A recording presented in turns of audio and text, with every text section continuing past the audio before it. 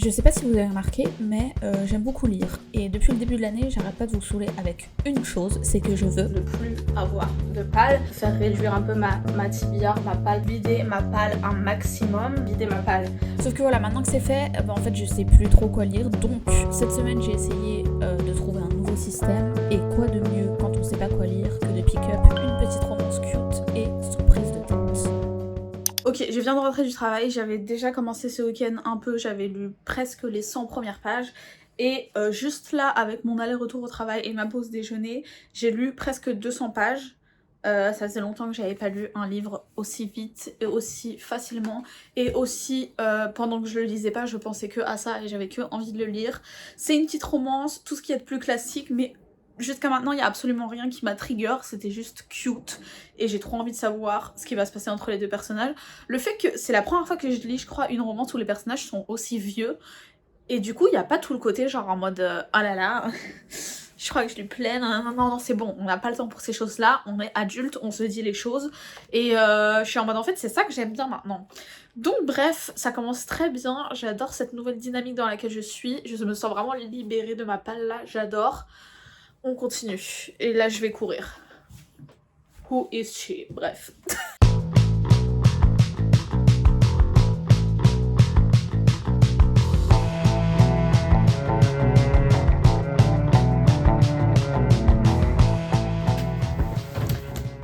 Alors, aujourd'hui j'ai pas lu autant que j'aurais voulu, mais je suis quand même arrivée à plus de la moitié et je suis toujours obsessed, je pense qu'à ça. Quand je suis pas en train de lire, je suis en train de penser à quand est-ce que je vais pouvoir continuer à lire. C'est super, j'adore. En gros, je vous ai pas raconté, on suit une meuf, elle a genre 37 ans. Elle est genre dans une famille, elle est médecin, et elle est dans une famille qui a que des médecins qui sont propriétaires, genre en mode ils la présentent comme ils ont la même image que la famille royale en gros. Ils ont leur famille, ils ont un hôpital et ils sont grave en mode de père en fils, tous médecins, il faut perpétuer la tradition, nanani nanana. Et le mec, c'est vraiment your typical city girl, small town boy. Le mec, c'est genre, sa mère, elle l'a eu à 15 ans, elle l'a jamais élevé, il a été élevé par ses grands-parents, il a hérité d'une grande maison dans un bled paumé qu'il utilise comme un bed and breakfast, mais il est trop pauvre pour habiter dedans et il est obligé d'envoyer tout l'argent à sa mère qui en a hérité en fait. Sa mère est propriétaire du truc, mais elle en a rien à foutre. Du coup, il essaye de faire vivre le truc en l'utilisant comme bed and breakfast, mais il doit envoyer... Pourquoi j'ai soufflé comme ça? Mais il doit envoyer tout l'argent à sa mère, sauf que là, elle lui a donné un ultimatum, il la soupçonne qu'elle se drogue, et du coup, elle lui a mis un ultimatum en mode soit tu me rapportes plus d'argent, soit je veux vendre la maison en fait. Et elle lui a dit ok, je te donne 6 mois, mais elle arrête pas de le presser. Bref, on s'en fout. Tout ça pour dire que ils sont là, ils sont trop mignons ensemble. J'aime bien qu'ils aient chacun leur histoire. À un moment, il y a un passage absolument trop drôle où la meuf, elle est en train de faire accoucher quelqu'un dans le small town parce qu'il y a genre pas d'hôpital à la ronde, pas de médecin et tout. Et elle est en train de faire son travail, enfin normal, faire accoucher la dame, nan, nan, et tout. Et après, enfin, elle fait en mode genre... je sais que c'est dur, mais dites-vous que maintenant vous connaissez la douleur des hommes quand ils ont un rhume. Je suis là, j'ai rigolé à gorge déployée dans le train en lisant ça, juste pour que vous ayez un peu une idée de l'humour du livre. Très drôle, de toute façon, moi, dès qu'on punch up sur les hommes, je suis là et je rigole. Et donc, j'aime trop, je suis trop contente, et j'ai qu'une seule envie, c'est continuer et lire la suite, et je me dis... je suis là, j'ai sleep on les livres de Abby Jiménez pendant tout ce temps, mais en fait, je me dis si je kiffe autant, maintenant j'ai envie de tous les lire. Bref. Et aussi, aujourd'hui au travail, j'ai acheté ça. Et c'est probablement le prochain livre que je lirai. Mais on n'en parle pas pour l'instant. Je continue.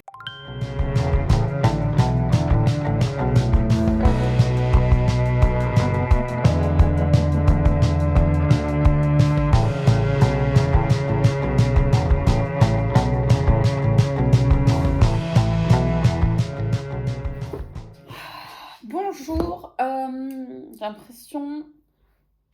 Non, j'ai pas l'impression, ça fait longtemps que je vous ai pas updaté. Depuis la dernière fois, j'ai terminé Part of Your World de Abby Jiménez.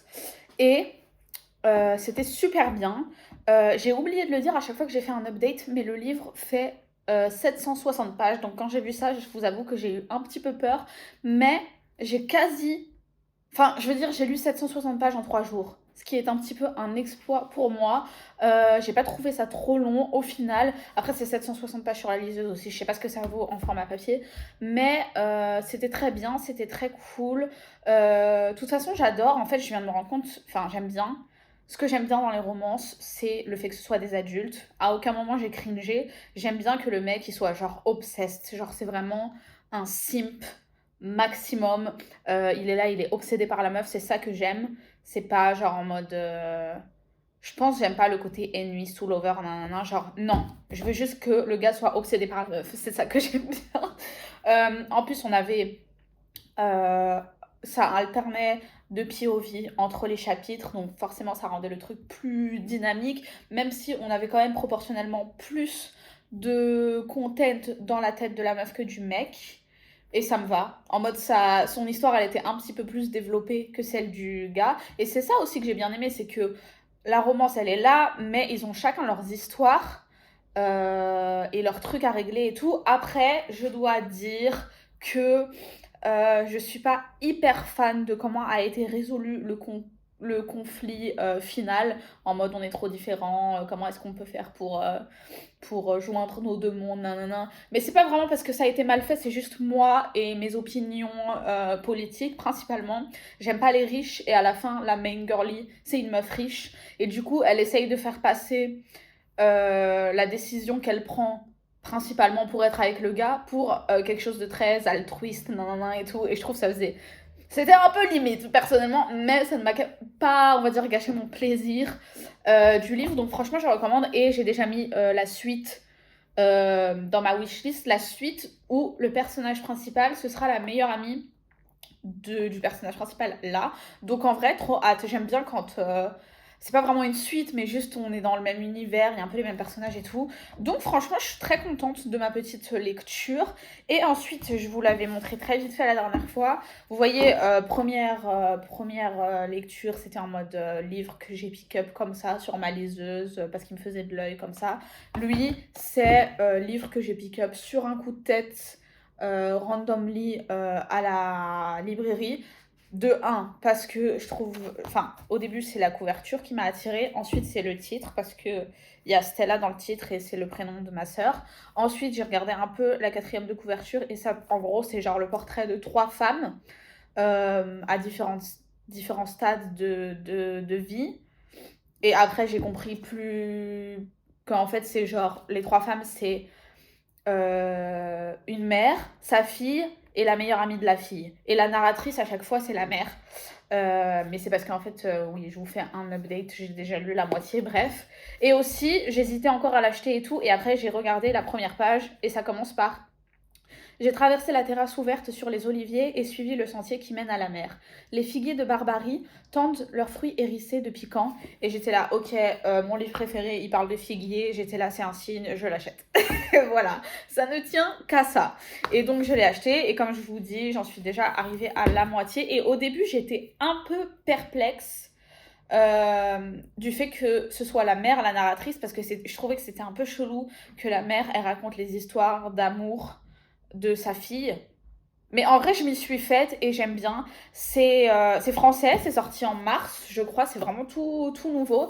Et j'aime bien parce que c'est très, très, très ancré dans l'histoire politique et sociétale de la France. Genre, la mère, elle fait partie de la génération mai 68, tout ça, genre première vague. Enfin, vague de féministes, Simone de Beauvoir, tout ça. Donc c'est un peu, elle nous conte les événements de sa vie sur le background de l'histoire de la France, des événements, et après ceux de sa fille qui un peu suit pas forcément les mêmes choix de vie qu'elle, et à chaque fois elle replace dans le contexte de ce qui se passe historiquement en France et tout ça, et je trouve ça trop intéressant, et c'est la première fois que je lis un truc comme ça.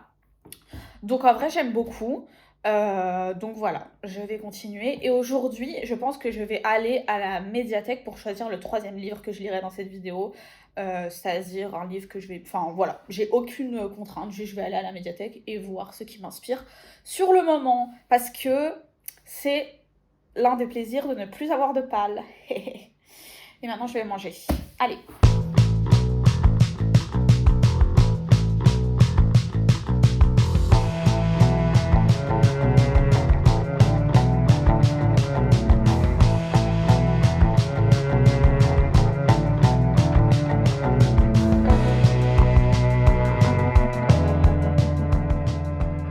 J'ai fini Violette et Stella hier, en fait. Et ce matin, j'ai commencé à éditer le début du vlog. Et du coup, hier, je vous ai pas encore montré, mais à la médiathèque, j'ai pick up The Midnight Library. Ça faisait super longtemps que je me disais, il faut que j'essaye.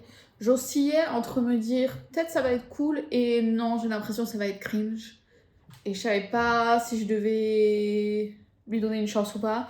Et franchement, à la médiathèque hier, j'ai rien vu d'autre. Du coup, j'ai pris ça. Mais du coup, en éditant le vlog, je me suis rendu compte que tous les livres que je lis dans cette vidéo sont bleus. Et en plus, dans les 2 derniers clips, je porte du bleu aussi. Donc pour contrebalancer, aujourd'hui, j'ai mis du rose. Non, je rigole, c'était pas folie non plus. Bref, on s'en fout. Donc, j'ai fini Violette et Stella. Et ce que j'ai oublié de vous dire, c'est que l'autrice, c'est son premier roman de fiction. Mais en fait, c'est une essayiste. Elle a l'air d'être spécialisée dans l'histoire de Proust, George Sand, Émile Zola et tout. Très calée en littérature. Et du coup, je pense que ça explique aussi le fait que c'est aussi bien fait dans cette histoire-là. Je vous avais dit l'histoire qui est toujours écrite sur le background de ce qui se passe en France. Parce qu'en gros, on a la mère qui, je vous l'avais dit, elle est la génération mai 68, féminisme de Simone de Beauvoir, tout ça. Un peu hippie, c'est une prof de yoga. Et après, du coup, elle a sa fille, Stella. Et Stella, elle est plus en mode de la génération girl boss. Vous voyez, genre en mode les millennials, en mode le féminisme, c'est juste, je peux faire exactement la même chose que les hommes. C'est battre les hommes à leur propre jeu. Je sais pas si vous voyez ce que je veux dire.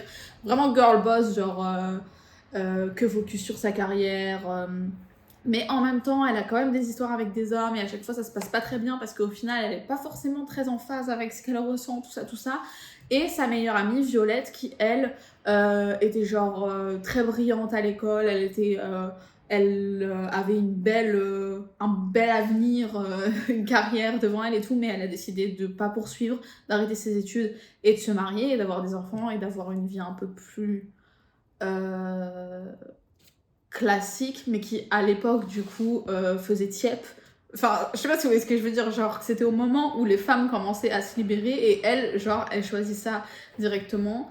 C'est comme ça que c'est présenté, je dis n'importe quoi, j'ai passé 1 heure au soleil, désolée, j'arrive plus à réfléchir, bref. Et du coup, quand elle prend cette décision, forcément Stella, elle lui en veut un peu parce qu'elle est en mode genre pas très féministe de ta part de faire ça.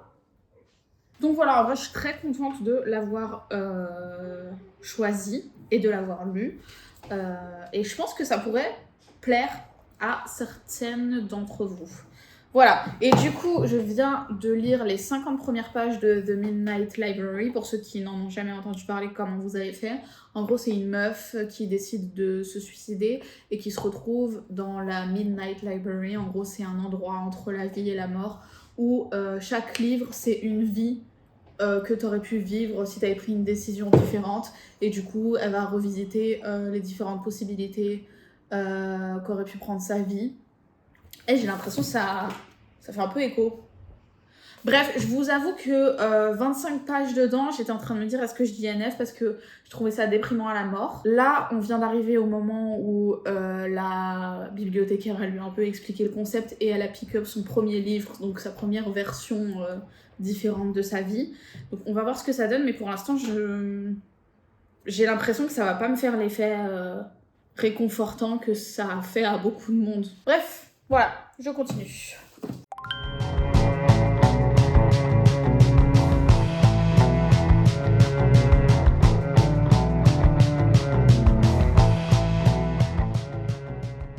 Bonjour les amis, j'espère que vous allez bien.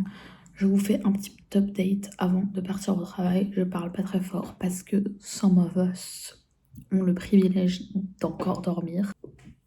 Je suis arrivée aux 2 tiers et franchement j'aime pas trop.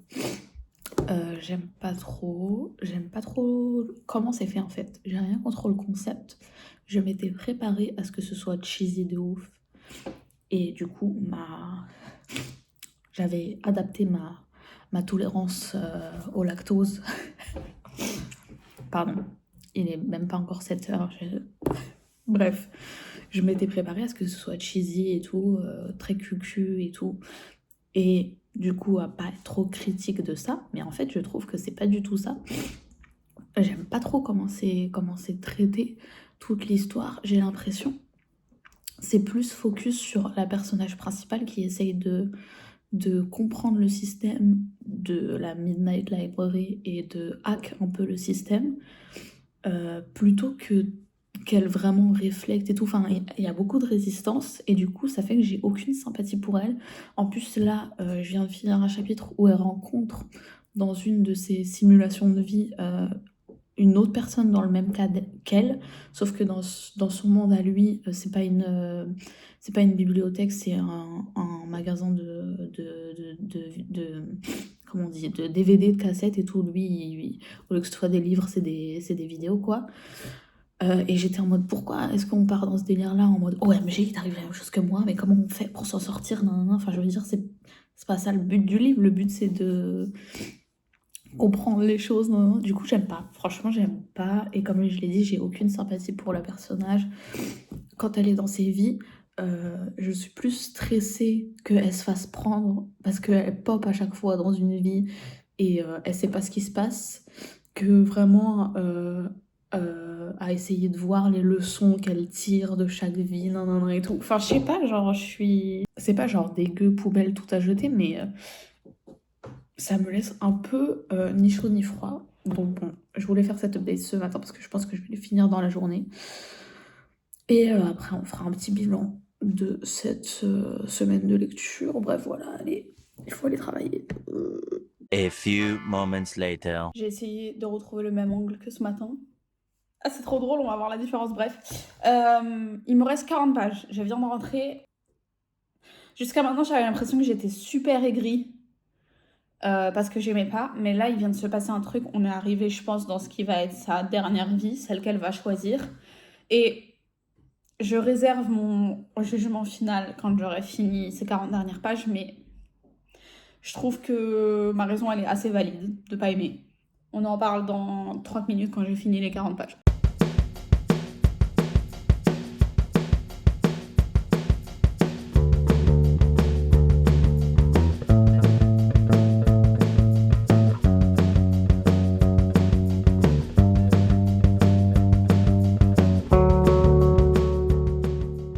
Spoiler alerte, littéralement, il fallait qu'elle retourne dans sa vie d'origine et aucune des vies qu'elle a essayé ne convenait parce que la vie n'est pas parfaite.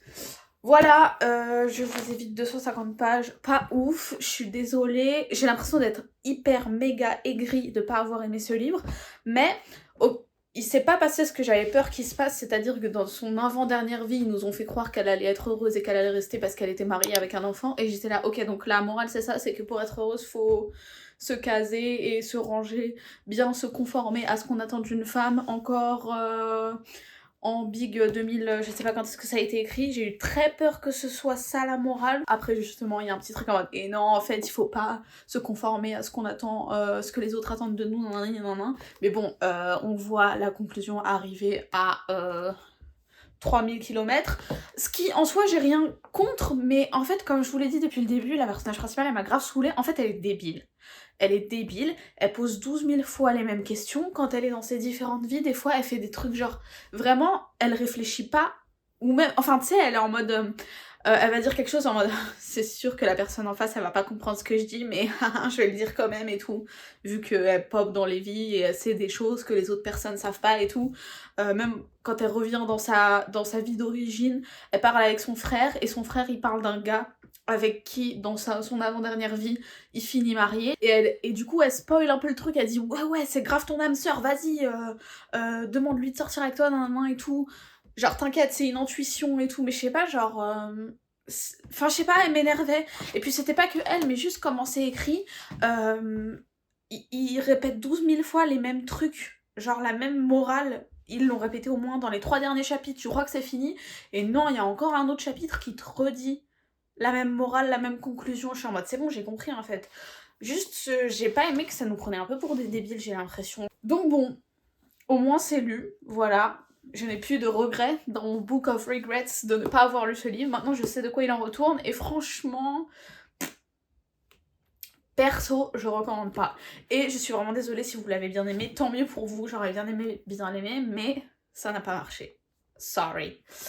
Donc voilà, ça conclut cette petite semaine de lecture. J'espère que ça vous a plu. Si vous êtes resté jusqu'à la fin, merci. Et on se voit dans une prochaine vidéo. Bisous!